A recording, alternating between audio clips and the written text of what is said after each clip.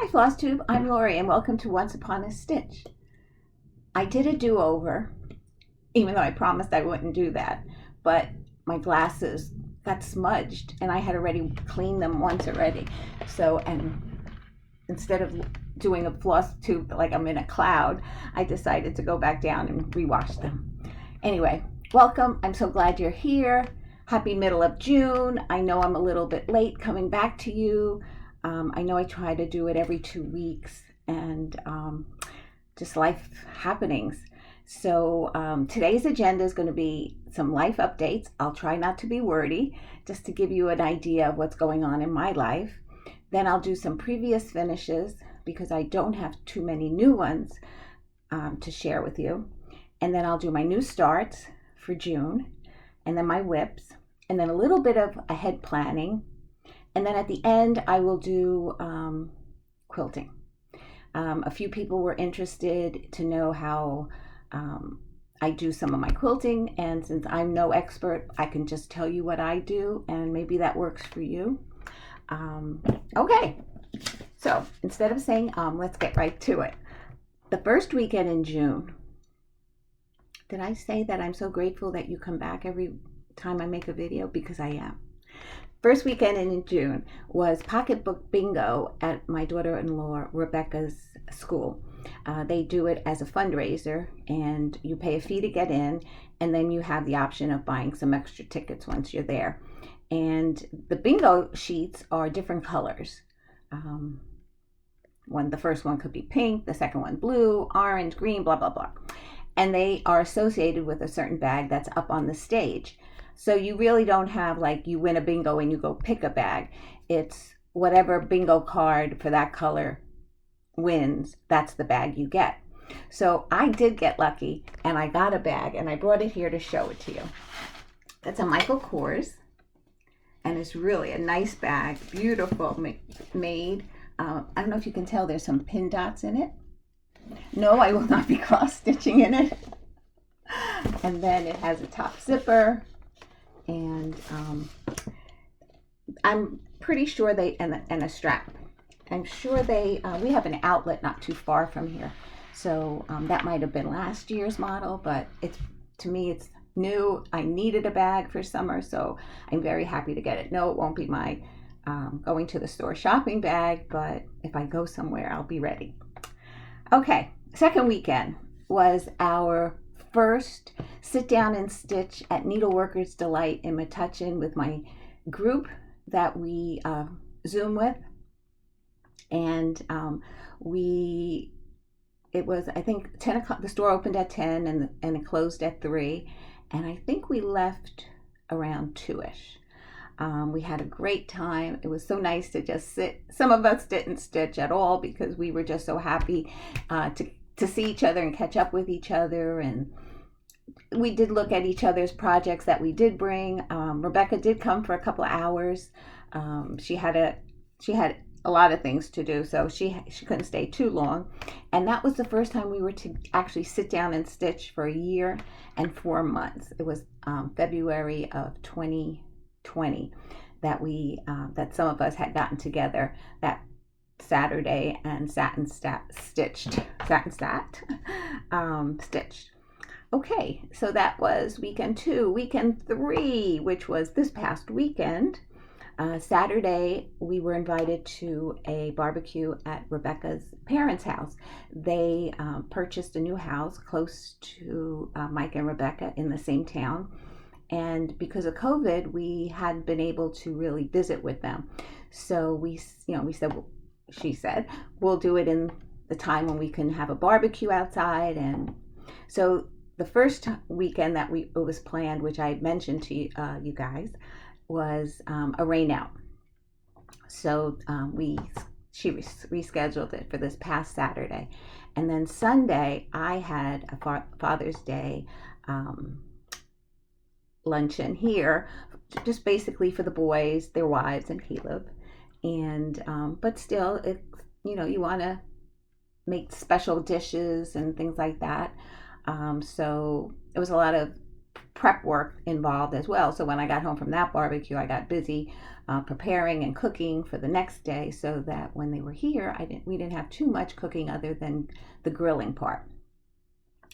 So that was my weekend plans. And then the rest of the week is, if we have errands, we do them Monday, Tuesday, sometimes on Friday when I don't have Caleb, and then we have Caleb Wednesday, Thursday, and sometimes Friday. So it's a little bit confusing, but that's my life. Okay, on to stitching. I just wanted to make sure that I told you everything, because sometimes I get on and like as you're thinking about your video, you want to plan what you're going to say, and I got to share this and I'd like to share that, and then when the camera's rolling, it's like you just forget. You really, I don't know if it's the nerves still, or you're just, I have notes, and sometimes my eyes skip down the notes. So I had a note here that says, slow down and explain your pieces, because a lot of times I forget to tell you the count, the color. So I'm going to try to be really good. Okay. Since I don't have many finishes from what I'm stitching, people have been showing their previous stitches. So I thought I'd show you what I started back at stitching when I started stitching in 2017. I had first stitched, which is probably away with my Christmas ornaments and stuff. It was a Little House Needleworks gingerbread house, and that was the very first one I did. And then I did their monthly cottages. So I didn't do them all the same fabric and everything. I did it by what I felt like doing, different counts, different colors, somewhat different finishes, but all the same idea. I meant to get the little stand that's downstairs with this month's cottage, but I forgot. So next month it'll be July, and that's their July cottage. And I finished it as a little a stand hanging. It has a sleeve in the back that I threaded onto the hanging piece, and it just sits on the table or in a bookshelf. So that's July. Then we have August. I'll go through them quickly so that in case you've seen them before. September, back to school, apple for the teacher. This is October. And I got these at Hobby Lobby one year. They were just wooden cutouts, and I had my husband drill holes with his Dremel so that I can stitch these on, the 3 of them, and then I just glued this with the 2 acorns on the bow. Then this was the November one. Just a button there. December, I usually put a piece of holly up at the top with some berries. That's the December one. And some of these fabrics, that first year I was really ambitious. I tried Farm Girl Michelle Rudy's dyeing tutorial. I watched a tutorial, and then I dyed some fabrics myself. They didn't all come out perfect, but I took the good part of each piece and made something from it. That's January, and I added some plastic. These were plastic, and I don't think this one's metal, but these, I think my husband drilled the holes in them too. He thought he might snap them when he did it, but he managed to, and I was able to use them as a button. And then February, and I put a key here to the key of my heart, and there's a little heart charm up in the bow here with a red button. Then March, the luck of the Irish, so I decided to do a green one, and I have a 4-leaf clover here. Then April, since the cottage was that lilac color, I just decided to go with the rest of lilac as the finishing. April's my birthday month, but purple's not my color. And then May, springtime with the flowers. So those are my country cottage needleworks monthly cottage finishes. And then I wanted to show you these two.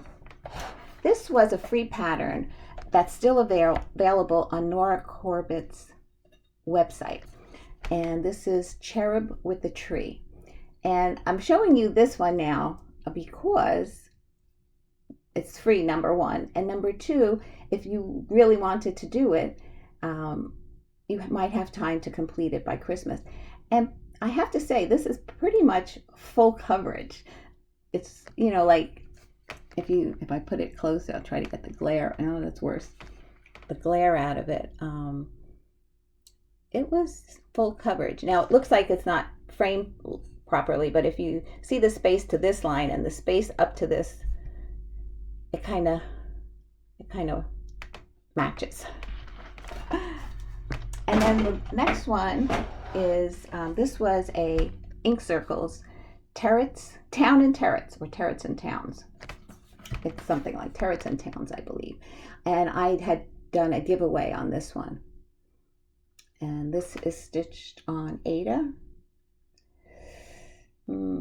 Maybe 18 count. It's hard to tell without actually taking a ruler out and counting. So those are my previous finishes. Then this month, going into my stitching, I do the just cross stitch monthly ornaments. Sometimes the words don't come, and I meant to talk to you about this earlier. In the last video that I made, I wrote it down. I said, when I rewatch it and I'm talking to myself, like, why'd you say that? You know, you say you throw your hat into the ring. And I said, I threw my hat into the bucket. Who says these things? When the words just don't come, you try to get the closest word that makes some sense. And then I think I was looking for the word later on, inspiration, like so-and-so gives me a lot of inspiration by watching her channel or something. And that word just couldn't come up here. And it couldn't come out here until after, when I rewatch it. Anyway, I regressed. The Just Cross Stitch magazine, there's a group that picks 12 ornaments, and I decided to join it this year, and I've been so far keeping up with the ornaments. And if you don't like two of them, you have a choice of choosing out something else from the magazine or a previous cross-stitch magazine. So somebody had asked what magazine I cross-stitched out of it. It's the 2020 issue. And this month's June's ornament was this one right here. And it says Merry Christmas, and it's by My Big Toe Designs. And I read it, and it said 28 count. And I said, oh, this is great. And it said it finished like 3 by 2 point, almost 3. And I says, oh, this is great. You know, a nice small ornament. But then when I started stitching it, I'm like, there's no way this is going to finish it as a 3 by 3.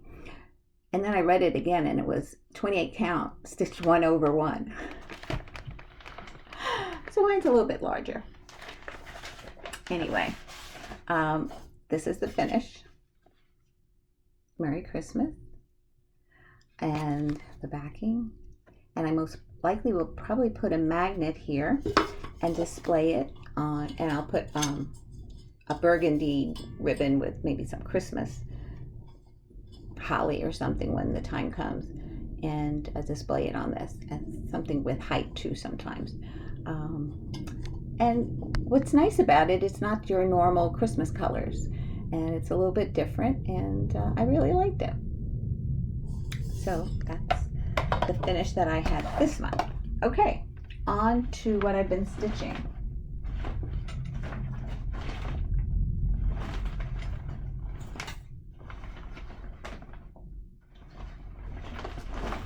I'm trying to find my new ones that I started, because I usually start the month with new stitching. Unless maybe I made my Flosstube before the month ended last month. Okay, anyway, the first one I'm going to show you is the Buckleberry Sampler, and the stitch count is 158 by 335. and it's stitched on. Oh, I left them open so you wouldn't hear that. Okay, here's the pattern.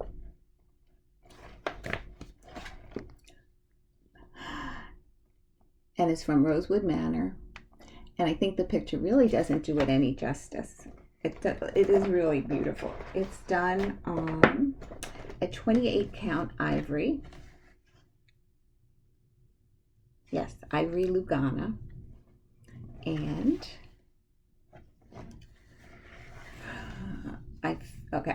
I finished this row right here. It was like from here to here that I stitched. And then I started the S and these two motifs. And I did go back to this top motif here and put in those 4 corners, those darker corners. Someone told me in the last time I showed this, I had left those out. And so that was the first thing I did when I picked this up. And let's see if I can show it without seeing. No, I can't. Okay, so that's what it looks like now. So pretty, so pretty. The next section is going to be a little finicky, and it's hard to read because it's on 2 pages, but I think I figured a way of how to do it, and I don't think I'll be picking that up anytime too soon because it's not scheduled to be picked up. Let's see. Oh, then I picked up Strawberry Fields by Blackbird Design. And if you watch Dena, the half stitch cross stitcher, she's stitching this as well. And she brought up this on this side here. There's no strawberry in this corner, but there's one in this corner. So she added her strawberry. It's not charted with a strawberry and it's not stitched with a strawberry. So far I haven't put the strawberry in, but I had contemplating doing it. But I haven't decided because it's not here, and it's, it's not charted, but she likes it symmetrical. And I see her point because I was thinking the exact same thing. So I haven't decided. If you want to give me your thoughts on what you think, should I put the strawberry in or not? Feel free. So let me show you what I've stitched on it so far. Oh, wrong bag.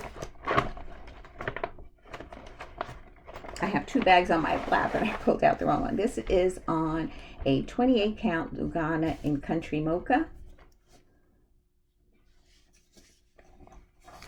And this is how far I've gotten. And what I did was all this side. And the vine, I believe, is like 2 stitches short. But I'm not pulling it out. It'll just be 2 stitches short. I made everything else fit, pretty much land where it's supposed to. So I have another strawberry up here, and a vase goes, it's hard to see what there's a vase that goes in here with some flowers, and then I have this side to stitch in. So this is the pattern and the piece. And it has the year of 1992, but it's really weird how they have it. They have 199, and then the 2 is like so hard to see it down here under the strawberry. I think that's when the Beatles came up with that song. If I have another section where I can even do 1/1, I will do that and just put it all together. Okay. And let's see. The stitch count on that is 95 by 138. Okay, this was my first new start for June. And this is Prairie Schooler, the Tortoise and the Hare. And this is a 144 by 90 stitch count, and I'm doing this one here.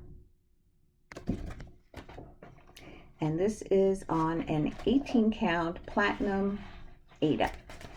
Oh, that's another thing. Some people say Aida and some people say Ada. The owners of the needle store where I go to, they say Aida. And I don't know. I think it's Aida, but it's just so much easier to say Ada. So this is how far I've gotten on 2 days.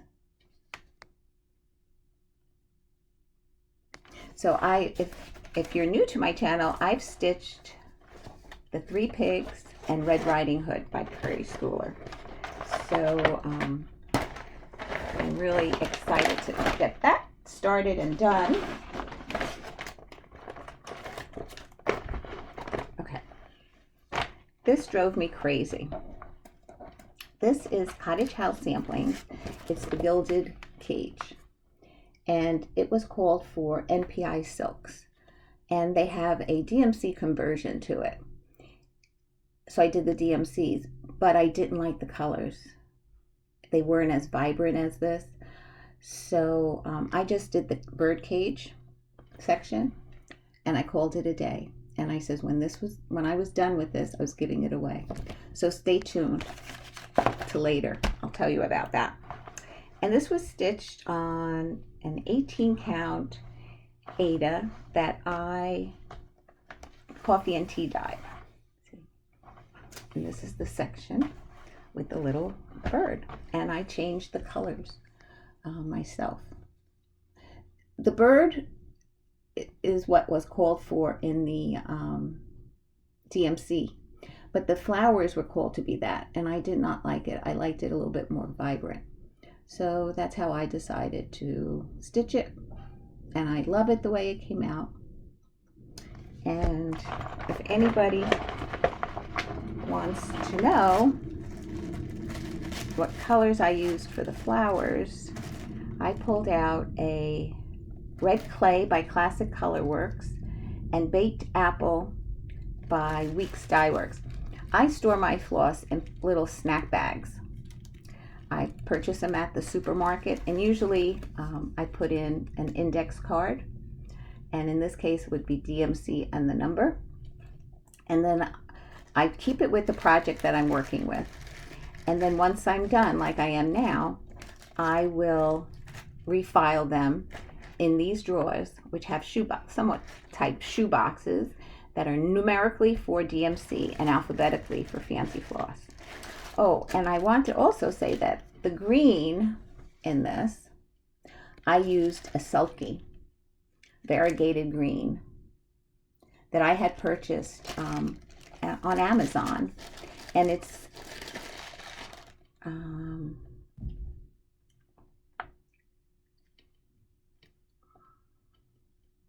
$405, I believe, one.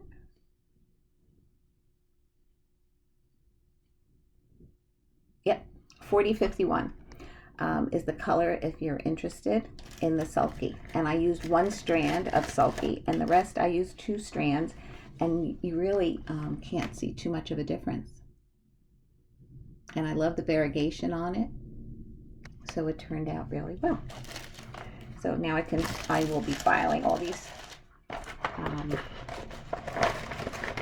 threads and putting that in the box of finishes. Okay, so those were my 2 new starts for June. Now my whips. This is Primitive Hare, La Befana, and this is really stitched on a fabric that has a lot of those snowflakes on it. I did not stitch any of the snowflakes, and I just stitched what I wanted to stitch on it, and I finished it. And this pattern is promised to someone already, so I'll be putting it in the mail to her this week. Hopefully I'll get to the post office. And that's my finish on La Befana. So I filled in all the bottom, and then I had to do some outlining of the patches. on her shoe, and then I had to fill in her face, the outline.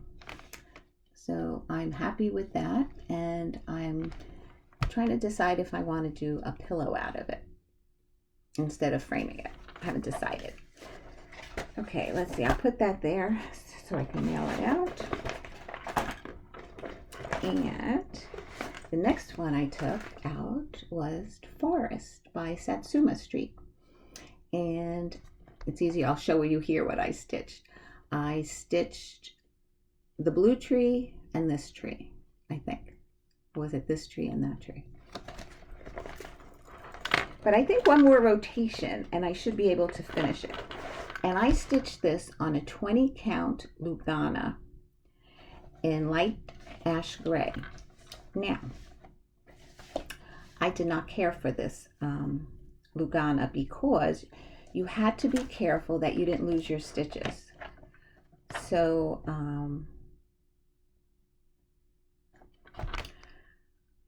a lot of times I had to pick out the stitch because it would fall behind. So that kind of slows you down.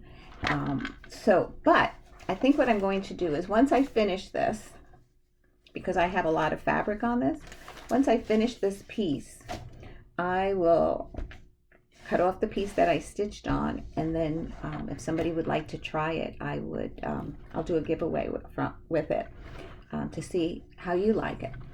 This is where I've gotten to, and I stitched this tree. Actually, I remember now, stitched the blue tree and this tree, and then I said, oh, I have 3 more trees to go. So I said, and I actually got the start of that one, but I still think I should be able to do it on the next rotation. And I really like it that it's smaller than what they called for, because they make it a long pillow like that. And the stitch count is 198 by 66 high, and they stitched it on a 28 count 2 over 2, so it could be also 14 count Ada.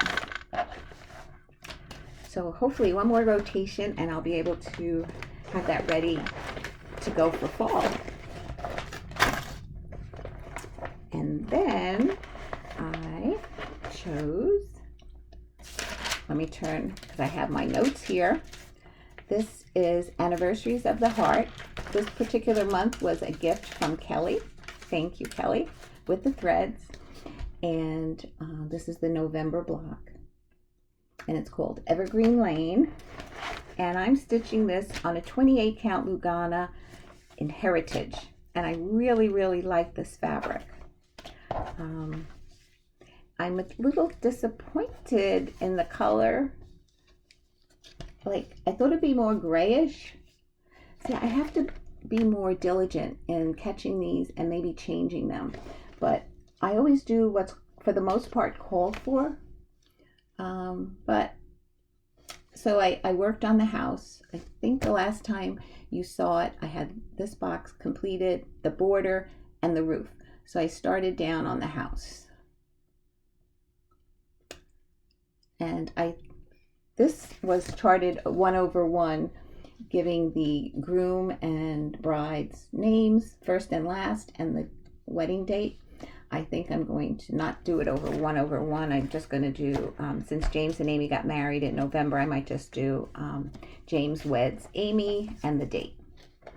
So I started fussing around with that and charting it to make sure I can somewhat center it, since I'm not a designer and I don't want it to be too off center. Okay, the next one is that I picked up was the Red House Sampler by the Sampler Company.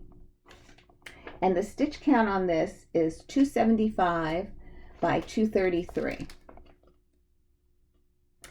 And I set goals for myself when I started in January of how far I wanted to get on a project for the year. Some of them I might meet and some of them I might not. This one, I had said the border, but I don't remember if I thought the border of just the outline of the border, because I don't think I finished the whole border, and then this, the alphabet and the first row. So that was quite ambitious. So I did finish the first row and the alphabet, and I just finished the top flowers. So I think from every time I pick this up from now on, I'm just going to, I think I am, just do the flowers around the border. I'm laughing because you see this spot here? Every time I take this out, I go to like pull it out. But the reason I put it there is when I started the border and all you have is the border, you don't know which side is up and down. So I always put it in the top left-hand corner. So this is where I've gotten on the Red House sampler, and I finished this side. And actually, the leaves that are behind these flowers that are standing there, I put them all in, and then I realized I put them in the wrong spot. So I had to take them all out and do it again. And then put the flowers in, and the deer was in. I think the rabbit was. And then I did the bird, and then I just started the outline of the flower. So I think what I'm going to do is I'm going to work down one side. I don't know which side it is. I'll work down one of the sides, put in the leaves, the flowers, these crazy 5 stitches, and then decide if I'll just keep doing that down this side and then start working in the center. I know sometimes you just get tired of the monotony of the same thing over and over again, but sometimes if you don't do it and you save it for the end, it might even be more time, not time consuming. I mean, it's the same time no matter when you do it, but you might not want to do it. You might not want to pick it up. You might just say, oh, I'm going to put that to the side. Okay, the next piece that I haven't picked up in a long while is the Tiny Modernist Haunted Mansion. And these are the cards. The first card is the big house and the trees and the bottom. But I got tired of doing all that, so I started in the rooms. And so what I did this time, on my rotation, I did the skeleton, and then I moved up and started this one. So hopefully by the next rotation on this, I should finish this, the Frankenstein and the Doctor. And then I have one more here. I don't remember what it is off the top of my head, but my goal on this was to finish all the rooms this year. So I think I should be able to accomplish that. And let me see what the stitch count on this is. 156 by 224. And I'm stitching this on a 28 count Lugana. I have my working copies here. I'll try to blow it up a little bit of the house. And I'm stitching on 28 count Lugana, and this was dyed for me by needleworkers. And that, so I did the little skeleton guy, and then the beginning of Frankenstein and the Doctor. And this was fun. I really enjoyed getting back to this. I put it away for a while because, you know, once Halloween passed, I'm not a big crazy person about Halloween. If it didn't exist, it would be fine with me. But I love seeing the children dressed up and everything, but I'm not one to always want to participate in that. I stitch Halloween, so I have some decorations for it, and I stitch it because probably my grandchildren will enjoy it. And we do everything for our grandchildren. And I remember when the boys were little, you know, they didn't want that bought costume. They wanted something that they come up with in their head. And one year my son wanted to be a bat, so I had to make bat wings and attach it to a leotard of some sort. So yeah, all that fun stuff. It was fun. I enjoyed doing it for them, but for myself personally, I'm not a dress-up type of Halloween person. Anyway, so what are we doing next? So that was everything that I stitched. I probably will not come back before the 4th of July because we're having a Christmas in July that weekend. So I'll be preparing for that, making sure everything runs smoothly for that. Probably be tired a little bit after that. And then I will come back and show you, hopefully, some of the stitching that I get accomplished. I'm planning on new starts. I think I have 4 starts planned for July. When I initially made a year of starts, I don't think I knew I was going to be doing Christmas in July. But it is what it is. It's exciting. Last year I took the month of July off. I'm going to try not to do that. I just think I'm going to be a little bit later in coming back to you. So I hope you do stay with me. I hope you do come back and watch my videos. You'll see 4 new starts, most likely, and maybe some whip. Oh yeah, the whips from the end of this month. And I'm picking up some things that you haven't seen in a while, so you can see my progress on that. Okay, and then, so those are my plans for short term. Then I was thinking long-term plans of 2022. By the end of December, I would have approximately, I had 40 whips with the new starts that I count. And I'm hoping to have 26 finishes from that list. No, I'm carrying over from 40 starts, 26 whips will be pushed over to the next year. I'm hoping to have 14 starts. This is the list that I keep on this pad here. And I check off what months I'm going to stitch on them. And then I starred the ones I would like to finish this year. I don't know if I'll make all of them, but I have good intentions of trying. So if that's the case, then I'll have 26 that I know I cannot finish, and I'll be carrying them over to the new year. Where I think what I'll do in the new year is, as I finish, I start. That'll give me an incentive to try to finish what I'm already working on, because I started kitting up stuff again, and I'm like, what are you doing? You're crazy. So yeah, so that's plans like I'm starting to think about next year. Do you do that? Do you plan in your mind like what you're going to do along the way, or you just pick up and go?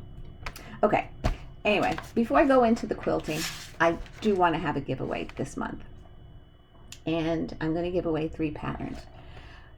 Do not say giveaway. I will delete your message. I've done that once before. You must be 18 years or older so that I can have your address to mail the patterns to you. Do not, let's see, what else? The usual stuff, what everybody else tells you. Okay. And I have a question. You have to answer the question as well, because I'm going to share the answer to the question when I come back. Today is June 21st. I don't have my calendar in front of me. Okay, so today's the 21st. I'm just going to pick a day. I don't know what day it is, but I'm going to end it.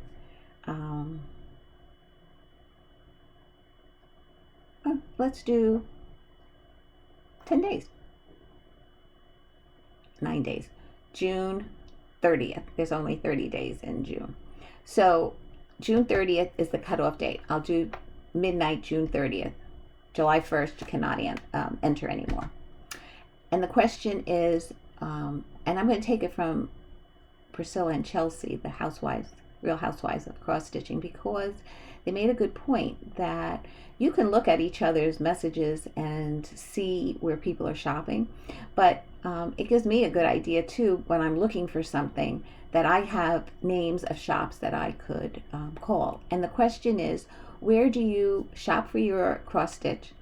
Whether it's a brick and mortar, which is always nice to promote, or an online shop. I know when I was looking for floss, I called up a number of, well, I went online for online stores as well to find certain threads, and sometimes I don't know where to look, and by you writing the name, sometimes I can go back and check out a store, a brick and mortar as well. So that's the question. Where do you shop? It could be online. It could be a brick and mortar. Your choice. And what I'm giving away this time is the Gilded Cage by Carriage House Sampling. It is called for NPI silks, but there's DMC, and you can do your own conversion. Then these two will go together. My friend Alva gave me these. These are brand new, and these are from All Through the Night. And this is called So Happy and In the Berry Patch. And for this one, this one you're going to say cage if you're interested. This one you're going to say bird. So we're not, because we have the two of them going. This one's going to be cage. This one's going to be bird. And okay. And the next one is Little House Needleworks Red Rooster Inn. And this would be house. So it's bird, house, cage. So you probably can make one sentence and include all three if you're interested. Now, I had mentioned this in a prior video. I asked the question, do you mind some writing on the patterns? This was also gifted to me, and I stitched this one. The pattern itself has no marks on it, but my friend just ticks off when she has the fabric down here and the color threads. So the pattern is very legible. And so this one is Little House Needleworks, and it's called Red Rooster Inn. So if you want this one, you'll say house. If you want these two, it will be bird. And this one, if you're interested, would be cage. Okay. That's it for my cross stitch section. Now I'm going to go into quilting. So if you're not interested, thank you for staying with me this far. I'm so happy that you did, and I hope you give me a thumbs up, and happy end of June. And I hope you all have a wonderful, safe, exciting 4th of July, and I'll see you sometime after that. Okay, the ones that are here, I'm going to just show you a few things that people have asked about my quilting. Now, granted, I am not, by no means, an experienced quilter. I've been quilting for a number of years, but I don't think I'm advanced. Maybe that's the word. I'm not advanced. I'm like a little bit over beginner, maybe. So, anyway, people ask what I quilt on, and I usually hide it. I took my cover off so you can see it. It's a Husqvarna Viking machine, and it's a Sapphire 875. Excuse me for looking over because I cannot remember, and I want to make sure that I tell you the right one. This is a number of years old already. I had purchased different feet for it. When I do my straight stitching on the quilts, I used a walking foot. I had made a few project bags that I also used the quilting foot, the walking foot on, because the walking foot allows you to have more layers on your in your fabric and your batting, and it makes it easier for the fabric to go through rather than a regular foot. It's extra for those that don't sew yet. It's an extra foot that you purchase for the machine. I would think most of the time. I don't know if a machine comes with a walking foot. If it does, great. Right now I have my free motion quilting foot on it. So then the question was, and I don't have much space here, so you roll up the quilt as you're quilting through the your design, and I put a piece of furniture in the back so it doesn't fall right off the end of this table that I have my machine on, so that it doesn't have too much of a drag. And then when it's in your lap, you have to constantly loosen it so that when it's going through, you don't have a drag on your pull up on your quilt as well. So I hope that makes sense to you. If not, ask again and I'll try and explain better the next time. So then they want to know how I quilt. Like somebody had asked me in particular about the boats. Well, I get a piece of scrap drawing paper and I kind of like draw out, let me pull in a little bit closer, like what I put the perimeters of how high of the space that I have and how long of a piece I have. And then I try to figure out how many motifs I can fit in there. So I sketch it out first like this. Then I sketch it out, excuse me, on a darker, using darker pen. And you want to always, you want to try and not break thread. And what that means is you don't want to start this motif, end it, move over, start, and because you have to bury your threads. What you have to do is you have to get the two threads, knot them, and then bury them into between the fabric layers so that they don't unravel. And so if you can do that the least amount of times, that's great. Like if I can stitch the whole row across with one bobbin, excuse me, and get all the boats done, then that's great. I only have one starting thread and one ending thread. Okay, so that's what I do. So I sketch it out and I try to figure out how much space I have. Now I'm going to show you the very last quilt that I'm making for the baby shower, and I'm going to show you how now this is this flower comes from Lori Kennedy, who has